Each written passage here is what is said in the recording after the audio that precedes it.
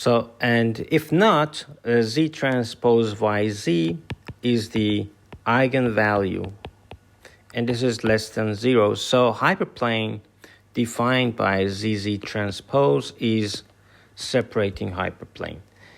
So all steps are doable in polynomial time, so we can say STP, semi-definite program, can be solved using ellipsoid algorithm. So we don't talk about ellipsoid algorithm. It's just, look at it as just a black box, because you can always do it in Python, lots of libraries for linear programming, semi-definite programming. So it's not a big challenge.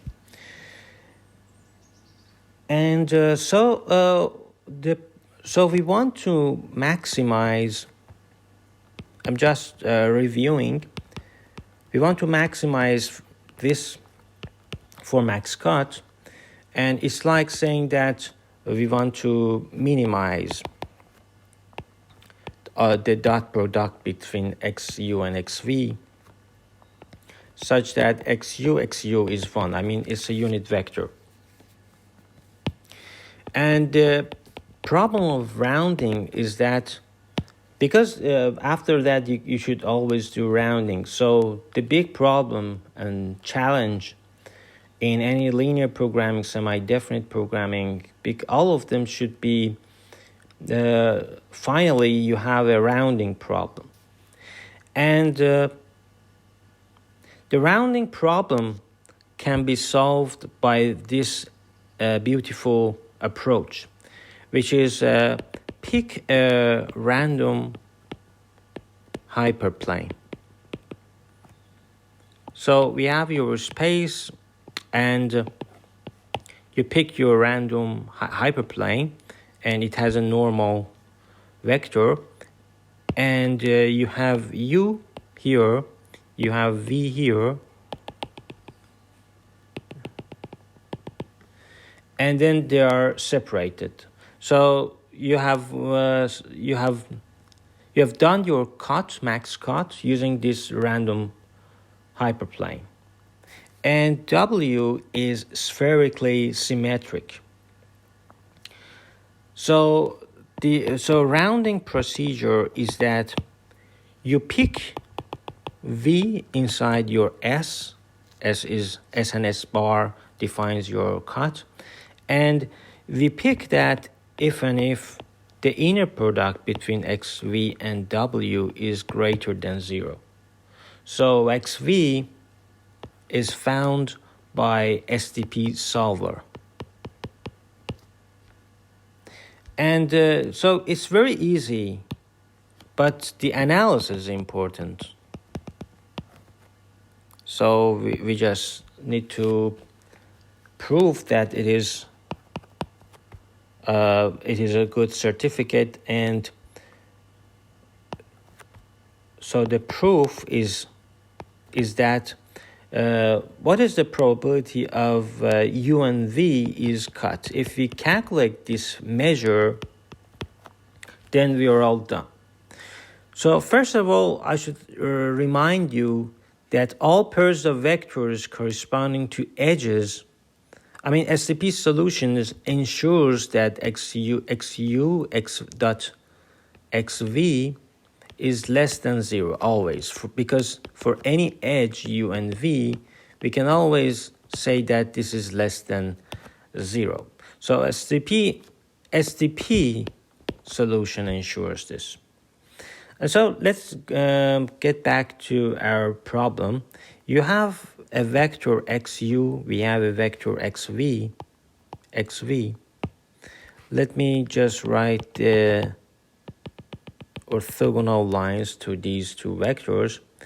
So this area, if W, for example, is here, that random vector that I said, so these are regions that you can cut it. It can cut. So if I write it, let me write it like this. So XU and XV. So this is theta, U, and V. We want it to be big. so that the probability of the cut becomes high. And so the cut portion is theta uv. But the objective that you want to maximize is that xu minus xv squared over 4. And this becomes 2 minus 2 cosine of theta u and v over 4. And this becomes 1 minus cosinus of theta u and v over 2. This is the objective for u and v.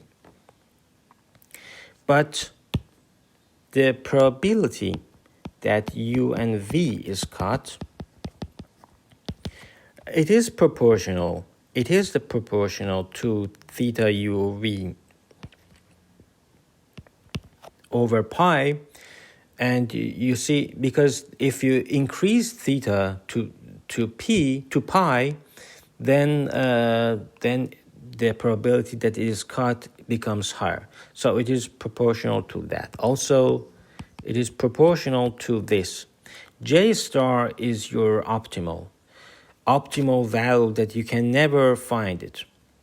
But we can write it as this guy in the denominator, xu minus xv squared over 2. So this is the optimal value for STP over 1 minus cosine of theta u and v over 2. And so this is the J, and this is J star. So if you simplify this, it becomes 2 over pi theta of u and v, 1 minus cosine of theta u and v times xu minus xv squared over 4.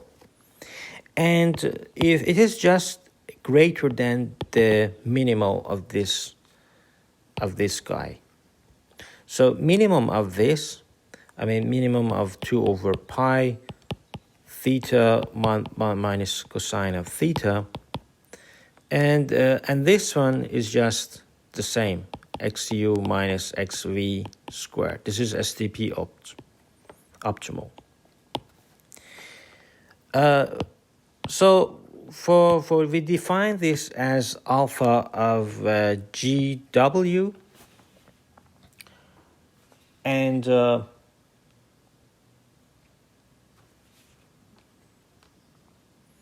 so we want to minimize that. Because we want to minimize alpha,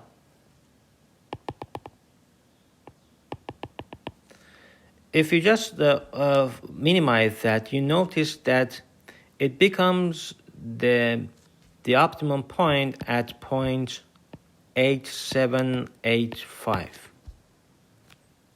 And so we can say that expectation of cut value, so this one is equal to probability that u and v is cut, and this is greater than alpha GW SDP opt. So this is the approximate ratio, which is 8785. So you see how beautiful it is. So let me give you an example. We have a pentagon, 1, 2, 3, 4, 5, and so it's C5, cycle 5. So as you see, the max cut is 4. Don't look at this. You can find an isomorphism to see that you can represent it as this, so that you can select this as a spar and this is S. So max cut is 4. 1, 2, 3, 4. So max cut is 4. But SDP of that, which is 5 multiply 1 minus cosine of 4 pi over 5 divided by 2 is 4.522. And so the integrality gap is less than 4, which is the optimum, divided by 4.522. So this becomes 8844. And the alpha, if you remember, it was 8785. So this is almost 8788. So you see that this example is a very good, very close example. And somebody can prove in future that it is highly tight. I mean, this approximation is highly, highly tight.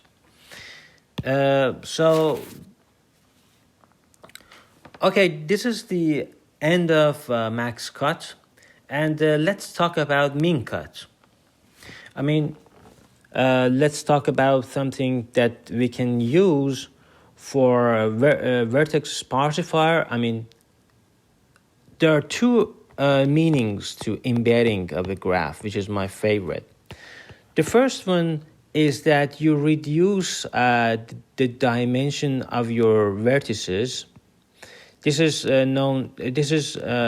work of machine learning guys. But the other one is in graph theory, we embed some graph into another graph, and we just try to reduce the number of vertices, not the dimension of each of them. So, for example, in machine learning, we go from Rn to Rd, with d is much less than n. So this is one idea of embedding. So there are two completely different definitions of embedding. And so the second definition that is related to idea of vertex sparsifier and sparsification and all of those things is this one that I'm going to talk about it in the next in this lecture and in the next lectures. But for some historical reasons, I want to start from the work of Karger again, as you have seen it before. So he wrote a very interesting article approximating esteeming cuts in O tilde N2 time. So it is the work of Andreas Bengtser and David Karger. This is the cornerstone of all of these randomization and samplings in graph theory, in computer science and graph theory. So he wrote a different article as well in 1994, Random Sampling in Cut, Flow, and Network Design Problems. So the idea of all of them is that you have a sparse graph. You have a highly sparse graph, skeleton. I should say that you have a graph G. This is your original graph. For example, neural networks inside your brain or any social network. I mean, any problem you have. You want, instead of billions of nodes, you want to somehow simplify this. I mean, not reducing the vertices, but to understand the structure, which nodes are more essential. And that's why that David Karger defined skeleton. And so it is a simplified graph H, which is embedded in G. When we say H is embedded in G, nowadays people have developed the work of Karger, and now it is much more. For example, I will talk about cut matching games, lots of interesting things, how to create those embeddings. So value of any cut in H can be approximated, so cut in edge can be approximated by value of any cut in G. And of course, I remember that there is another approach. Another perspective, let's say, because in that perspective, you relate your cut problem into a flow problem, multi-commodity flow, and so you represent lots of flows with just one edge in H. So it's just a kind of representation of a very complex graph by another graph, H, which is embedded in G. And for randomization